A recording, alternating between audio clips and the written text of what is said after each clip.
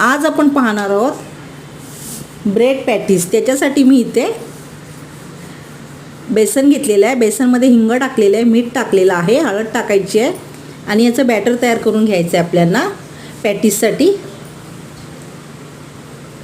हे बघा अशा प्रकारे बॅटर तयार करून घेतलेलं आहे, पाणी टाकलेलं आहे।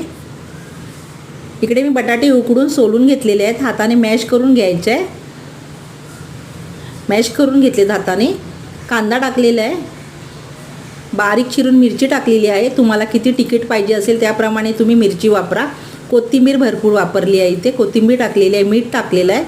मीठ ही थोडंसंच टाकलेलं आहे कारण आपण जे बॅटर तयार केले पॅटीससाठी त्याच्यात मीठ आहे। इथे मी ब्रेडला चटणी लावत आहे। ही चटणी खोबरं, कोथिंबीर, पुदिना, हिरवी मिरची, लसूण ह्याच्यापासून बनवली आहे। ती ब्रेडला लावलेली आहे। त्याच्यावर मी जे पॅटीसचं सारण केलेलं आहे ते लावून घेतलेलं आहे। पॅटीसचं सारण लावून घेतलेलं आहे। दुसरा ब्रेड लावलेला आहे, त्याच्यावर चारी बाजूनी मस्त दाबून असा घेतलेला आहे। पॅक करून घ्यायचा मस्तपैकी असा आणि कट केलं आहे मधून।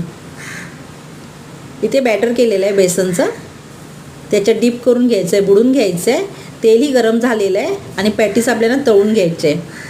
हे बघा एक एकच पॅटीस टाकलेले आहे तळून। कढई छोटी आहे म्हणून मी एकच पॅटीस आधी तेलात टाकलेलं आहे। दोन्ही बाजूनी चांगलं भाजून घ्यायचं आहे, तळून घ्यायचं आहे।